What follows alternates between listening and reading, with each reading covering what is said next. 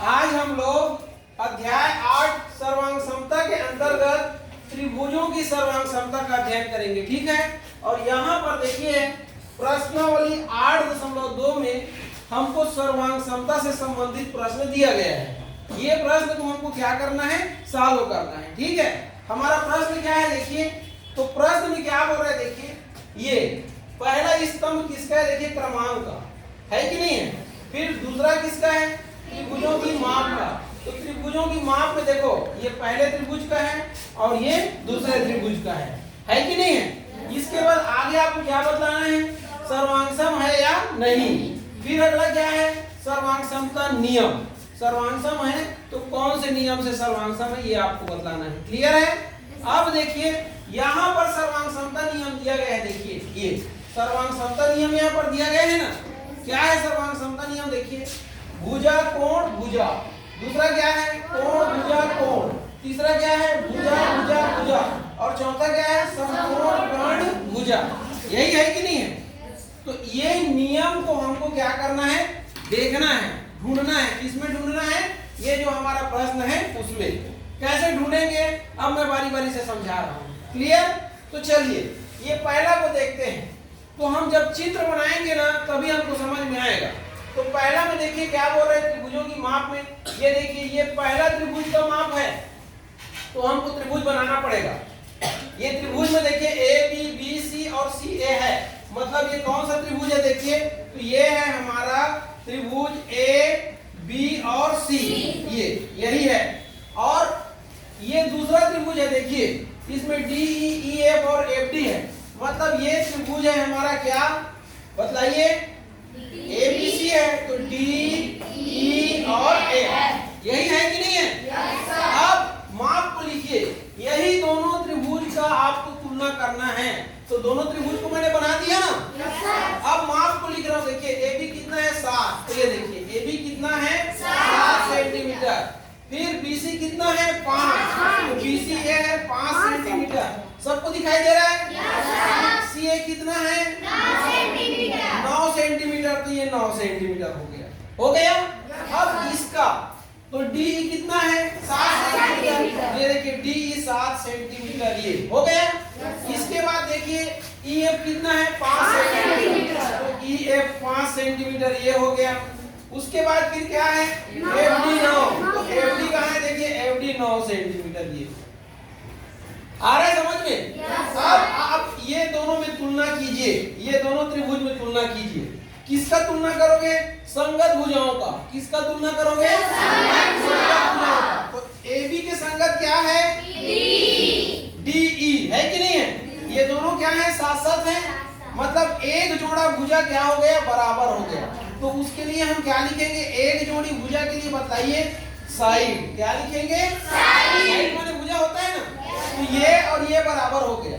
अब इसको देखिए, ये और ये बराबर है क्या, ये नहीं है। 5 और 5 बराबर है कि नहीं है कि नहीं है।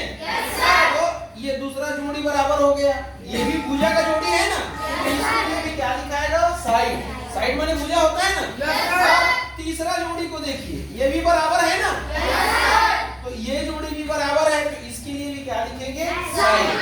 तो ये देखिए ये त्रिभुज ये वाला है और ये त्रिभुज ये वाला है, दोनों का हमने तुलना किया तो इसके तीनों भुजा इसके तीनों भुजा के बराबर है, मतलब हमको 3 जोड़ी भुजा का सेट मिला कि नहीं मिला। अब देखिए ये नियम में है कि नहीं है, देखिए साइड साइड साइड, मतलब भुजा भुजा और भुजा है क्या नियम में, देखिए है कि नहीं है। तो यहाँ पर क्या लिखोगे, सर्वांगसम है या नहीं, हाँ लिखोगे सर्वांगसम, ये सर्वांगसम है, लिखोगे कि नहीं। सर्वांगसमता का नियम बताइए, या सर्वांगसमता नियम। तो सर्वांगसमता नियम क्या है, SSS सर्वांगसमता, या हिंदी में लिखोगे भुजा भुजा भुजा सर्वांगसमता। आ गया समझ में, ऐसे आपको बनाना है। सबको समझ में आ गया। अब देखिए हम लोग क्वेश्चन नंबर किसको सॉल्व करेंगे, सेकंड को। तो सेकंड में ये त्रिभुज की तुलना किससे करेंगे, ये त्रिभुज से। ये दोनों पहले बनाएंगे ना। अच्छा ये बनाइए, ये ABC है कि नहीं है रे? तो ये ABC बना लो, ABC। और वो वाला क्या है सेकंड वाला, ये वाला T और F। तो BC कितना है 3.5, ये देखो 3.5 और CA कितना है 6.2, 6.2 हो गया, हो गया।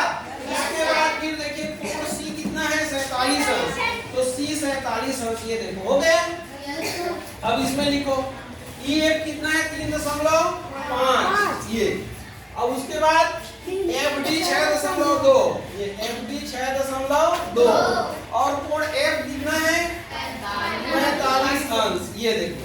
तो यहाँ पर आप देखो ये इसके बराबर है, ये इसके बराबर है, लेकिन ये दोनों बराबर हैं क्या? है क्या? तो इसके लिए क्या हो गया बताइए, इसके लिए क्या हो गया? ये भुजा है तो S हो गया। और फिर कोण बराबर है क्या? नहीं है, नहीं है ना बराबर। और फिर क्या आएगा, इसके लिए भुजा आएगा तो कोण बराबर नहीं आ रहा है, मतलब सर्वांग समता नहीं है। यहाँ क्या लिखेंगे? सर्वांग सम, ये सर्वांग सम नहीं है।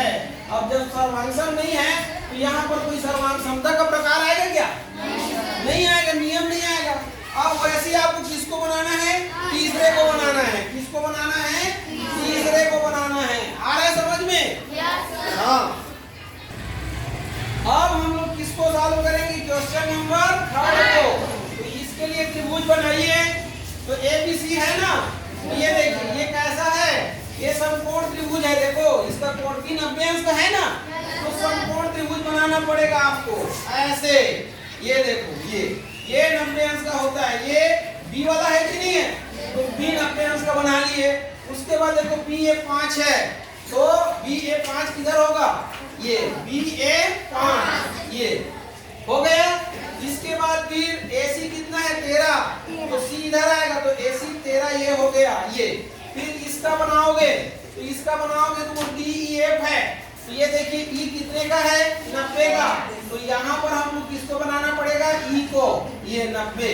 उसके बाद क्या है ED5, ये देखो ED5, ये E और ये D, ये 5 सेंटीमीटर हो गया रे।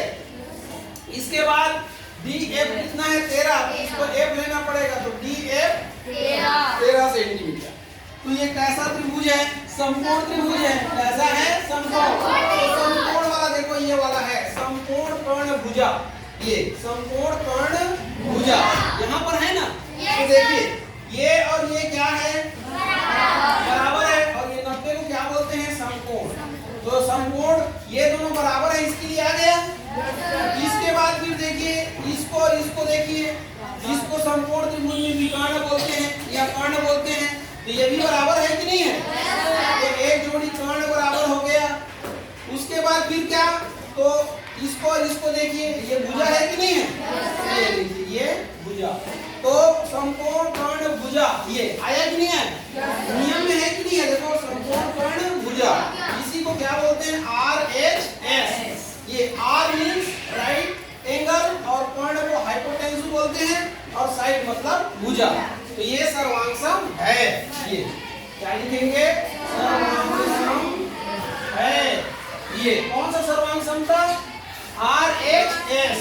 ये RHS सर्वांग समता है यहाँ पर। ये आया समझ में? ऐसे आपको बनाना है, बना लोगे? ये चारों नियम में से कोई ना कोई आएगा। तो 3 को बता दिया, चौथा को आप लोग को बनाना है, आप लोग के लिए होमवर्क है। आ रहा है सबको समझ में?